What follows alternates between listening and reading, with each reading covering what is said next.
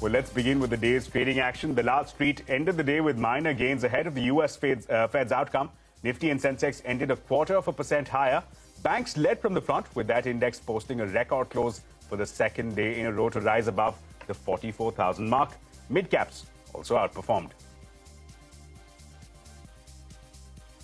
Well, the big global trigger that the global markets will be watching will be the U.S. Federal Reserve. It will be announcing its final rate decision for this year later tonight. Now, as per a survey conducted by CNBC, the market is bracing for a 50 basis points hike in a benchmark rates. Now, what's crucial, however, is Fed Chief Jerome Powell's post-conference commentary and their projections going forward. CNBC's Steve Leisman gets us the highlights from the latest CNBC Fed survey. The Fed is seen hiking 50 basis points at the meeting this week and adding another 75 next year, and causing what two-thirds of the respondents to the CNBC Fed survey believe will be a recession. But there is a small contingent, we'll look at that in a second, that's optimistic a contraction of the economy can be avoided. Here are what we call the Fed expectations. 50 this week. The new rate is going to be 4.25 to 4.5. The peak rate is seen at 5.15. That's higher than the Fed funds futures market. So this group of 34 folks think they're going to be a more aggressive Fed. The final hike comes in April, and then the Fed cruises at that speed, at that rate for 9 months. Here's the outlook from this group. 388 now goes to 438. That's between 4.25 and 4.5.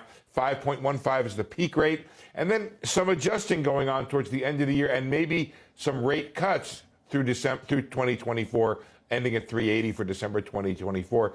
Here's the recession outlook. 61% think there's going to be a recession in the next year. The average start date is in June of 2023. That is, by the way, 2 months later than the prior survey, and we've seen that in some of the Wall Street forecasts, pushing it down the road. Average length is a pretty long one, 15 months, with 67% believing it will be moderate, and about 33% think it's going to be mild. Here's the GDP outlook, and you can see 2 quarters of negative growth built in Q2 and Q3 of next year. Again, that's a quarter later for the 2 negative quarters there. But here's a little bit of optimism here. Does the Fed tighten too much, we ask, and cause a recession? That's 59%.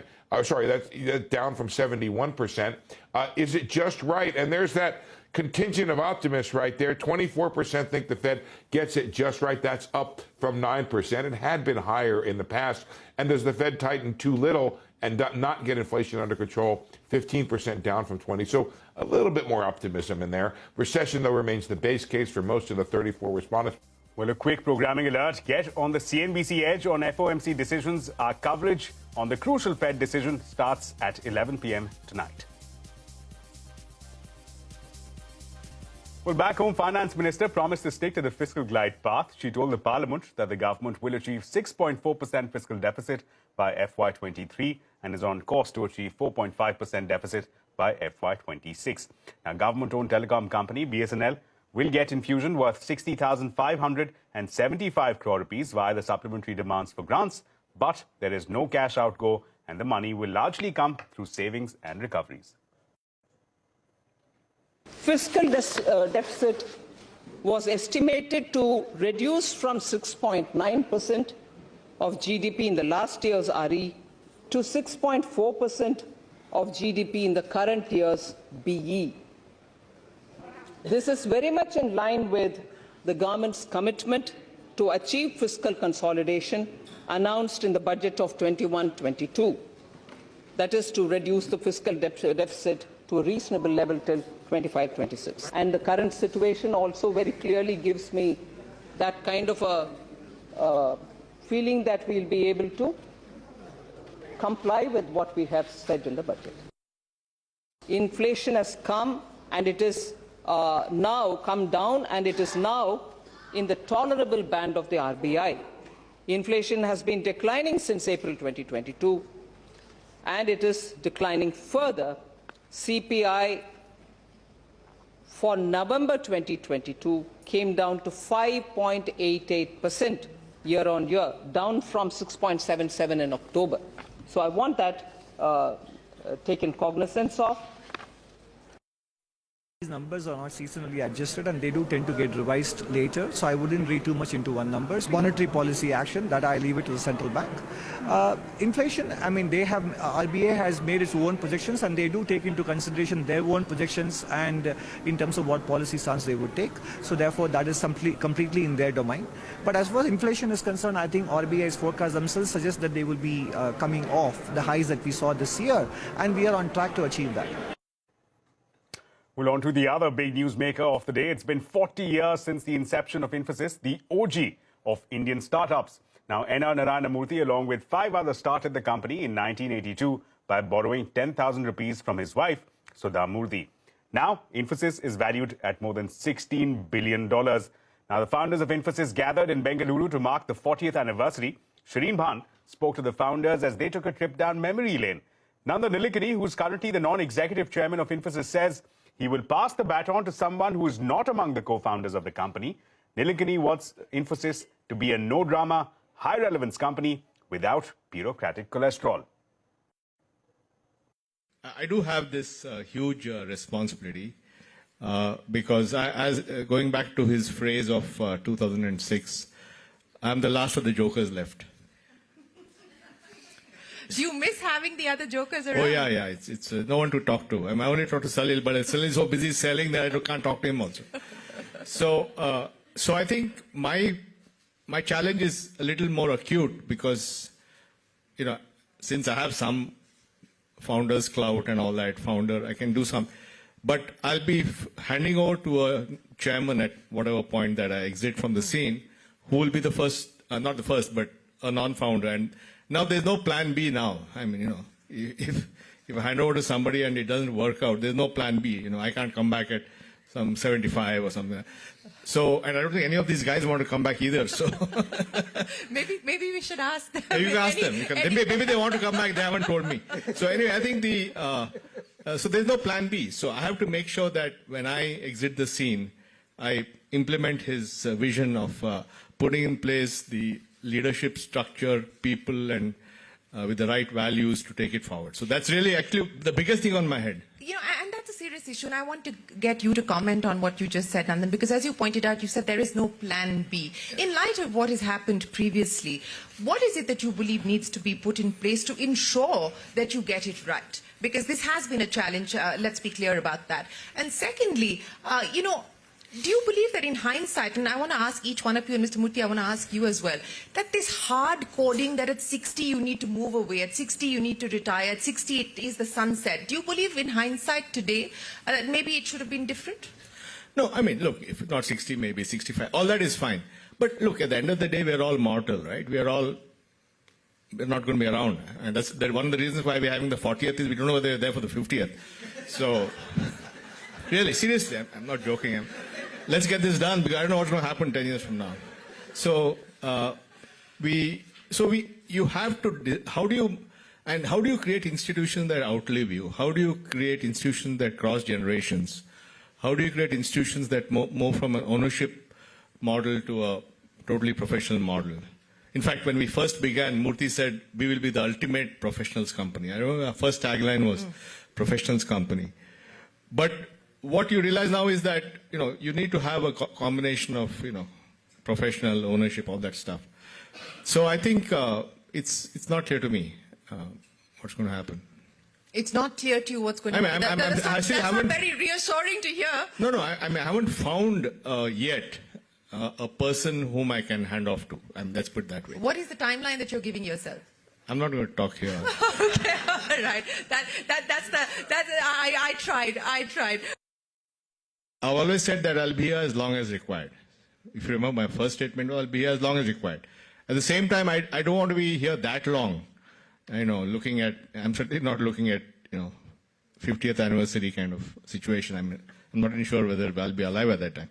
So the point is this, that but I do have a huge responsibility because when I came, I could come. So I was there. I was just floating around, but I was there somewhere in the scene. But I can't say that tomorrow, right? So we have to make sure that it's done well. And then it perpetuates after that too. It's not just one transition, right? So we have to put in place a system where there's perpetual transitions, both of the chairman and the CEO. And every chairman CEO combination should have the same kind of trust and working relationship that Salil and I have. Now that's a hard ask to to think ahead that much, because it's all about human beings and so on. But that's my goal. But I certainly don't want to be there longer than necessary. Well, meanwhile, N.R. Narayana Murthy thanked Nilankani and CEO Salil Parekh for reviving Infosys. He spoke about the contribution made by Infosys to the IT industry as well as to India's economy.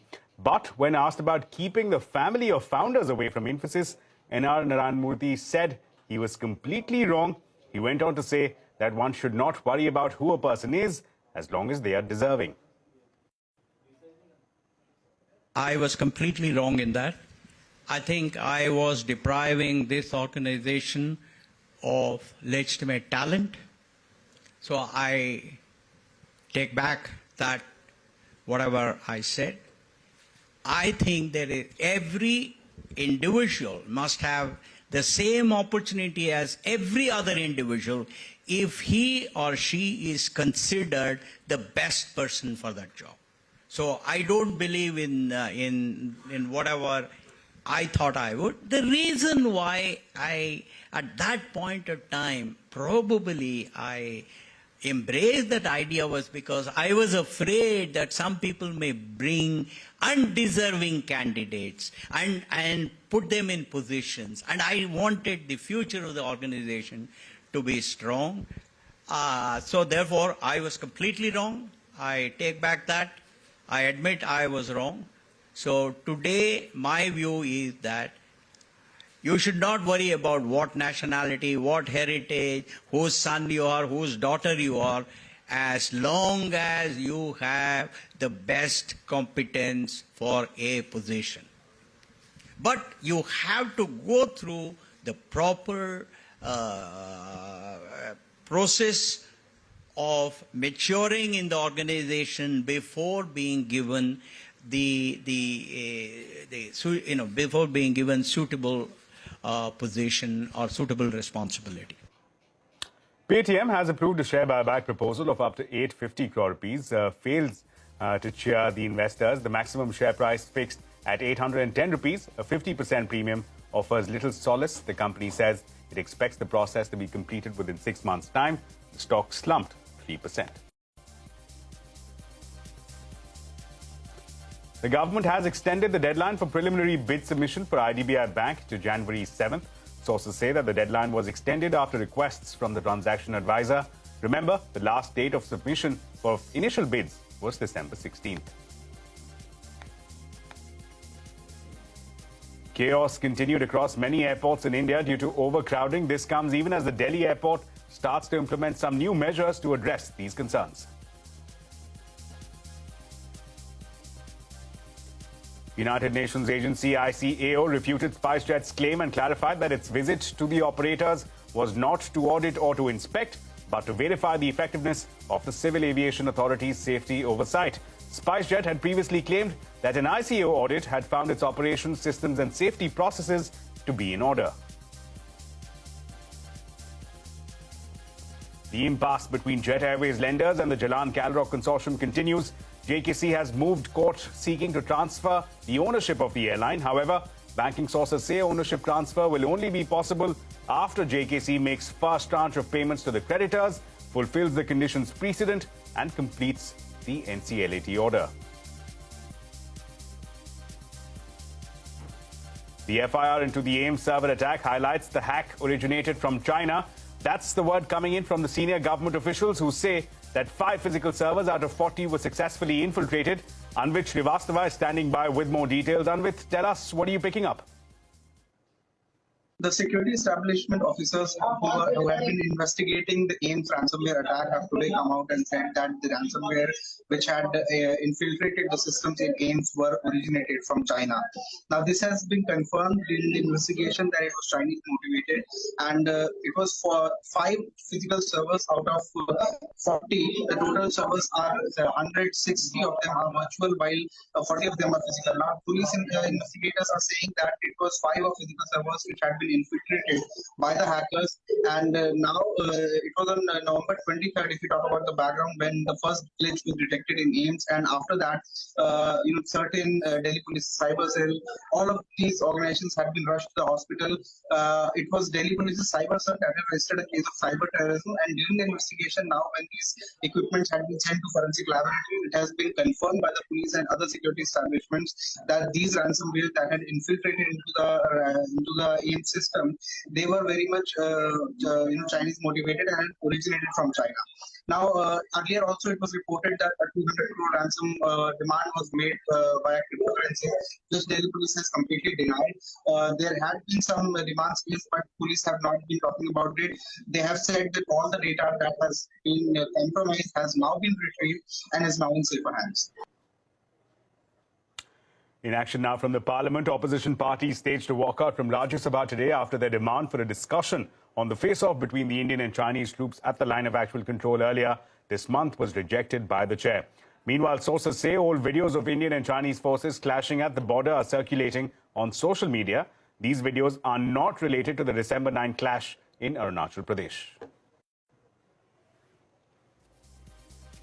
Former RBI Governor Raghuram Rajan joined the ongoing Rahul Gandhi-led Bharat Jodo Yatra currently passing through Rajasthan. BJP's Amit Malviya in a tweet said that he's not surprised and lashed out at Rajan. Reliance Jio has launched 5G services in Madhya Pradesh. State's Chief Minister Shivraj Singh Chauhan was present for the inauguration at Ujjain's Mahakaleshwar temple. Jio 5G is now available across most metros and large parts of the country. Jio has promised to cover the entire country with 5G network by December of 2023. Well, with that, it's time now to slip into a very short break. But coming up, MSMEs seek easier access to funds, more incentives to boost demand in the upcoming budget. Details when we come back. Welcome back. Now, the bankrupt crypto exchange FTX committed old-fashioned embezzlement. That's the word coming in from John Ray, the new CEO appointed to resurrect the company. He said that in a 4-hour hearing before U.S. lawmakers. Now, FTX founder Sam Bankman-Fried is staring at more than 100 years in prison if convicted of fraud. Kate Rooney now joins us with the latest. Kate, tell us, what are you picking up? Sam Bankman-Fried is now in a correctional facility in the Bahamas after his request for bail was denied yesterday. The judge there is citing heightened flight risk for the former FTX CEO. He'll remain in that jail until the next court appearance. That'll be over arguments for extradition that's scheduled now for February 8th. Bankman-Fried was taken into custody late on Monday. That was the night before he was set to testify in front of the House Financial Services Committee here in Washington. He faces 8 criminal charges out of the Southern District of New York, with authorities alleging he defrauded investors by funneling FTX customer money into his hedge fund Alameda behind their backs. He's facing counts of wire fraud as well, conspiracy to commit money laundering, and campaign finance violations. The CFTC and SEC filed their own civil lawsuits, parallel suits, as well yesterday. And in a statement, his lawyer said Bankman-Fried is reviewing the charges with his legal team and considering all of his legal options. FTX's new CEO, John Ray, who led Enron through bankruptcy after its collapse, did appear before Congress yesterday. He ripped into Bankman-Fried's management. He called it just old-fashioned embezzlement. India's micro, medium and small industries have been struggling for the last few years. Measures like the Emergency Credit Line Guarantee Scheme have had limited success in streamlining their revival. CNBC-TV18's Jusilia Kadayamparambil and Arundhati Ramanan report that at the pre-budget meeting with the finance minister, players have put simpler processes for accessing funds at the top of their wish list. Weak credit scores. MSMEs say this is one of the biggest stumbling blocks when it comes to them accessing funds from banks and other institutions. And they've asked the finance minister for help in this area. Specifically, they want a new rating system that will not score MSMEs, especially unlisted MSMEs, like every other creditor. We suggest them to change norms for unlisted companies who actually want to do the credit rating. And because of this credit rating, you can check with the private bankers. They always have their own checklist. They are not rely on the credit rating checklist, or they don't ask companies to go for the credit rating. So this is the major issue because all nationalized banks, they ask for these credit ratings. Even 2 years since the pandemic-triggered restrictions were lifted, MSMEs are struggling to recover. They've been hit by multiple shocks. The government has told Parliament that as of July this year, 10,000 MSMEs have shut shop completely between 2019 and 2022, against just 400 that went out of business in the preceding 3 years. Increasingly, more and more MSMEs have had to borrow money to keep their heads above water. Experts say this increased dependence on credit is likely to continue through the coming year as well. Today, we are in a rather delicate situation where the Indian economy, while doing better than most of the other countries, has definitely registered a slowdown. So in this kind of a situation, I don't see the SMEs actually leading the way as far as the Indian economy is concerned. It will be more of a kind of a supportive nature which are required. And therefore, the kind of credit or the kind of funding which is required will be more for existence, for survival. A report by CRISIL says that 43% of MSMEs by value are expected to remain below pre-pandemic levels in terms of earnings before interest, tax and margin this fiscal. This is largely due to their inability to pass on rising input costs and unfavorable exchange rates to customers. In particular, pain are players in sectors like chemicals, dairy processing and bulk drugs. There is an excessive price pressure when we are selling the product because most of the global companies are piled up with inventory and they want to get rid of the stocks. So on one side there is no demand and on the other side there is a huge inventory. As a result, there is a huge price pressure on us. Some of these sectors also hope the government will offer help in the form of lower interest rates and restoring access to a wider market. In this tough period, we are expecting some benefits from government. They have stopped the export incentives. So if they start it for the time being, it will be very, very great help to industry. And also the interest rate which they have jacked up, if they bring it down, then survival of those industries which have just started up, it will be very, very helpful. MSMEs have also asked the Finance Minister for export-oriented trade incentives, a revival or extension of schemes aimed at easing liquidity and measures to boost demand, from a greater share in public procurement to a procurement approach that puts quality over price. In Mumbai, with Jasilia K, Arundhati Ramanan. Well, with that, it's a wrap on this edition of India Business Hour. Thank you so much for watching. News and updates continue right here on CNBC TV 18.